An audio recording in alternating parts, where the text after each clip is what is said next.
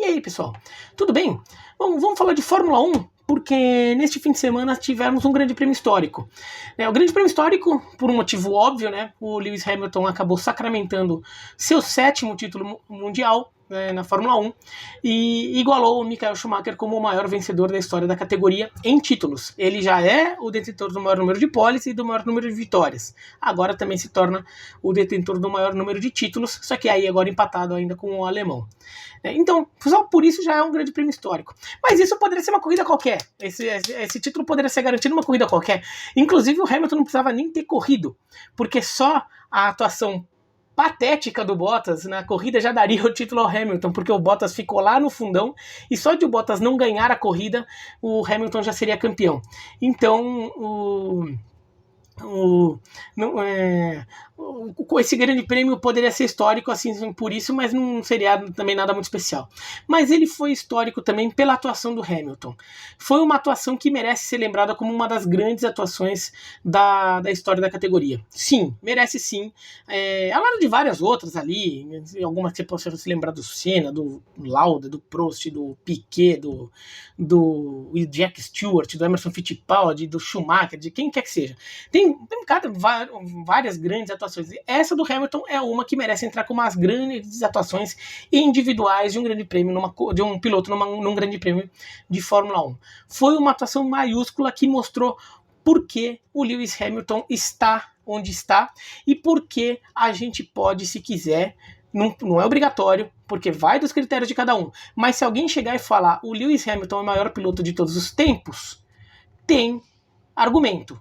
E essa prova é um desses argumentos, não o único, né? Mas é um argumento forte.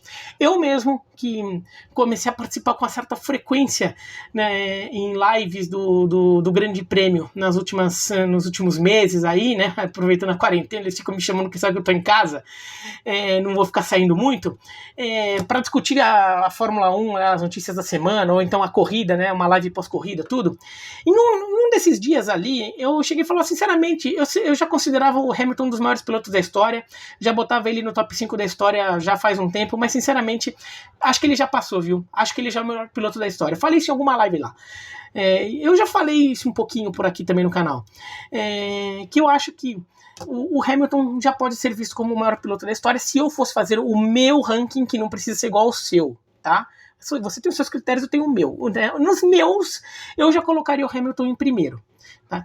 Isso não significa que ele seja primeiro eterno, até porque a carreira dele não terminou. Se até o final da carreira ele fizer alguma bobagem, a gente pode ver o que foi ele como piloto de outra forma. Ele pode ter um fim de carreira melancólico, fazendo algumas besteiras, sei lá o quê, e a gente pode falar, olha, tá, ele foi bom demais, mas assim, esse finalzinho de carreira dele, acha que no final das contas o Schumacher não passou por isso, o Senna não passou por isso, sei lá quem não passou por isso. E daí a gente coloca o Hamilton lá em segundo, terceiro, quarto, quinto, sei lá. Mas se ele encerrasse a carreira agora, se ele não renovar com a Mercedes, ele termina a temporada, não renova com a Mercedes e pula fora da Fórmula 1, ele já poderia ser visto como o maior piloto da história. Eu talvez colocasse ele aí. Por quê? Bom, tem uma questão ali fora das pistas, o papel social dele, e acho que é um fator importante que não pode ser ignorado, sobretudo numa comparação direta com o Schumacher, por exemplo, que é um outro piloto que é mais ou menos da mesma época do Hamilton, né? O intervalo de tempo entre eles é muito pequeno, e também porque é um piloto que o intervalo de tempo entre o domínio deles, né? O domínio de um com o domínio de outro não é tão distante quanto, sei lá, o domínio na época do Senna, do Prost, sei lá, do Lauda, se a gente for voltar, do Stewart, do Fangio, sei lá. Então, assim, acho que e também porque o Schumacher também é um piloto que tem a característica de ter super números, né? Aqueles super recordes ali, né? Que o Hamilton foi lá e tá indo buscar esses super recordes ali do Schumacher, né? Mas não é só pelo papel fora das pistas. Dentro das pistas, ele também é um piloto muito completo para o que a Fórmula 1 de hoje exige. E nessa prova da Turquia, ele mostrou muito isso. Como? Primeiro, ele não estava com carro bom. Fala assim, ele só ganha porque está com carro bom, tudo. Nessa corrida não estava. E a gente vê até pelo desempenho do Bottas, que é o desempenho horroroso do Bottas. Rodou 6 vezes na pista durante a prova. Aí também tá pedindo. Mas ele não estava com o melhor carro, a gente viu isso já nos treinos. Um carro que estava com dificuldade de se adaptar ao asfalto muito liso da Turquia e também da pista de Istambul, e também com a chuva. O ajuste do carro não estava bom, ele não estava com um carro tão rápido assim. Ele não larga numa posição tão boa do grid, ele até acaba cometendo algum outro errinho logo no comecinho da prova e até perde posição. Agora, daí se a gente for analisar a corrida como um todo, a forma como ele ganha é de uma autoridade e mostra uma capacidade de pilotar nas suas diversas necessidades ali, de saber ultrapassar, de saber a hora certa de ultrapassar, saber ter uma leitura da prova, saber ser rápido em condições adversas, com pista ruim, com pneu ruim, e saber ter uma visão, ter uma estratégia muito boa. Claro que a estratégia tem a ver também com a equipe, né? A equipe está estudando, está fazendo as orientações ali e fica discutindo com ele. Mas deu para perceber nessa prova que o quanto ele teve um papel grande nisso tudo, o quanto a capacidade dele fazer a leitura foi fundamental nessa corrida. A Mercedes, em nenhum momento da prova, foi o carro mais rápido, né? Porque essa prova foi uma prova que começa com a pista mais molhada, a pista vai secando, então a pista, daí todo mundo com pneu de pista molhada no começo, depois usa intermediário, depois começa a ficar com o intermediário desgastado, daí alguns com intermediário novo. E no começo da prova, os carros mais rápidos eram da Racing Point, depois passa a ser os da Red Bull, os mais rápidos, tanto do Verstappen quanto do Albon. Mais pro trecho, daí tem um momento que a Ferrari começa a andar muito rápido quando troca os pneus lá, e daí o Leclerc principalmente começa a ser o carro mais rápido na pista, né, depois que ele faz a sua segunda parada, e depois você tem um trecho final ali, em que até a McLaren estava muito rápida, porque estava lá atrás, trocou pneu lá, estava querendo fazer tempo ali, né. Em nenhum momento a Mercedes foi o carro mais rápido. O Hamilton até teve a volta mais rápida da prova em um outro momento ali, mas quase nunca esteve na mão dele a volta mais rápida da prova, né. Ela ia ficando mudando, e a Mercedes nunca tá falando, nossa, agora a Mercedes está disparando ali, está chegando. Você nunca tinha essa sensação. E no final das contas, o Hamilton sai lá do 5º lugar, termina em primeiro com 30 segundos de vantagem sobre o segundo colocado. É um negócio absurdo, como sem ter o carro mais rápido em nenhum momento da prova, ele conseguiu terminar tão na frente do segundo colocado. É porque ele sempre soube e está andando no ritmo certo para cada momento da prova, fazendo o que a prova exigia e conseguindo ver já na primeira volta que ele tinha que fazer uma prova de 58 voltas. Então saber também fazer a corrida como um todo e não ficar agindo só pelo momento. Ele estava atrás do Vettel, ele fica muito tempo atrás do Vettel e está com dificuldade de passar. Ele fica até um pouco angustiado, até tem uma troca lá de mensagens lá por rádio, em que ele até fala isso que não está conseguindo passar, porque o Vettel estava lento e ele não conseguia passar, mas ele não fica forçando, porque assim, a prova era longa, ia ter tempo ainda, não tinha pra ficar se matando para passar o cara na 15ª volta, se a prova tinha 58. O Verstappen, que é um ótimo piloto, fez essa besteira, ficou se matando para passar o Pérez, quando ele estava com o melhor carro da prova naquele momento, o Verstappen, né? A corrida estava num cenário que poderia perfeitamente terminar com a vitória do Verstappen, só que ele tenta dar uma forçada, cola no Pérez numa saída de curva com muito spray, perde o controle do carro, cai lá para trás e não consegue mais se recuperar. O Hamilton não, o Hamilton teve essa visão. Depois, quando a situação melhorou e foi possível fazer ultrapassagem, ele não ficou perdendo tempo também. Ele não perde, por exemplo, tempo atrás do Pérez, na ultrapassagem que deu a ele a liderança da prova. Ele vai chegando no Pérez, vem e passa. Não fica perdendo tempo, não fica com dificuldade ali. Por quê? Porque ele soube ser agressivo quando precisou.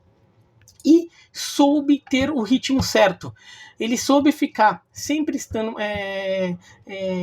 andando o necessário para garantir equipamento até o final da prova, mas ter um ritmo bom de prova.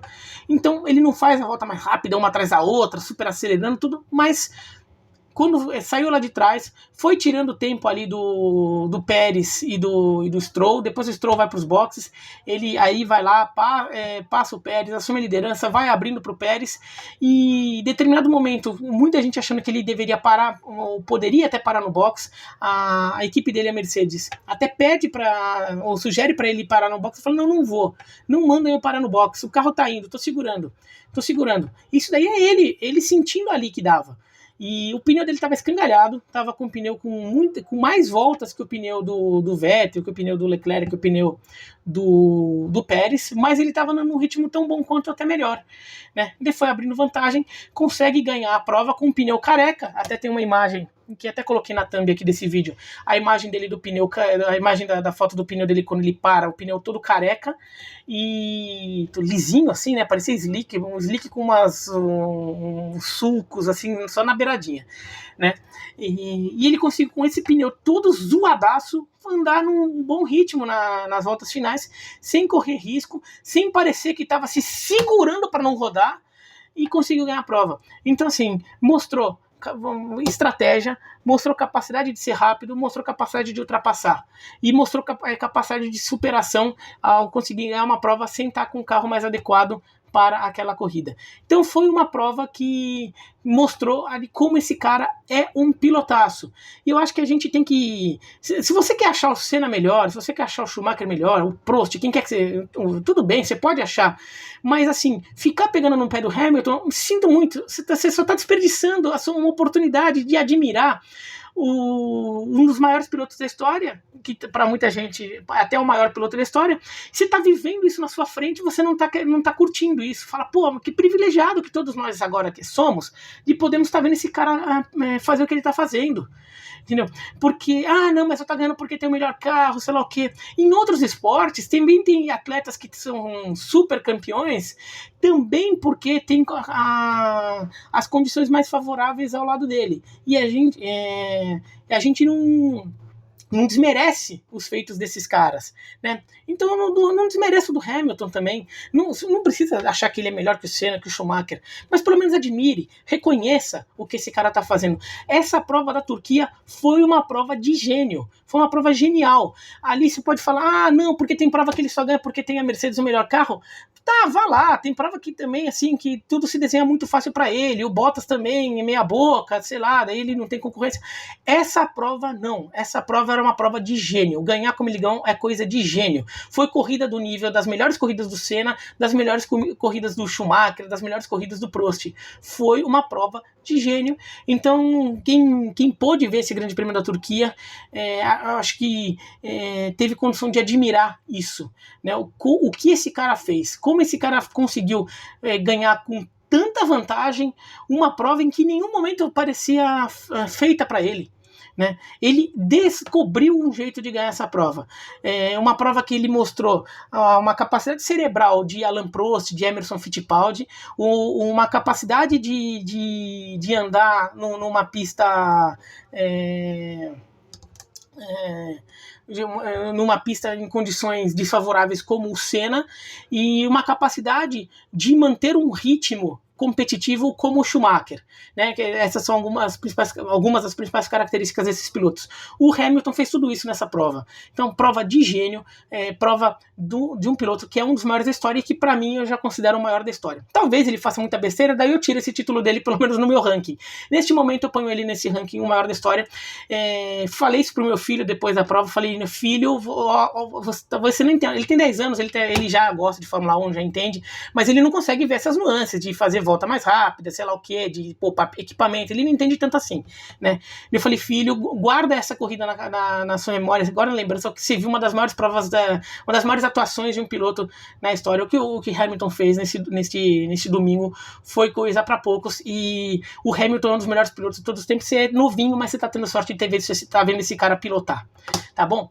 Mas é isso então, se você gostou da joinha, não gostou não, se inscreve no canal, clica no sininho para receber notificação, escreve aqui embaixo se vocês acharam, e vai ter mais um vídeo de Fórmula 1 nesta semana aí, talvez amanhã, talvez depois de amanhã, tem mais um vídeo sobre essa corrida pra gente falar de Lance Stroll, tá bom? Tchau!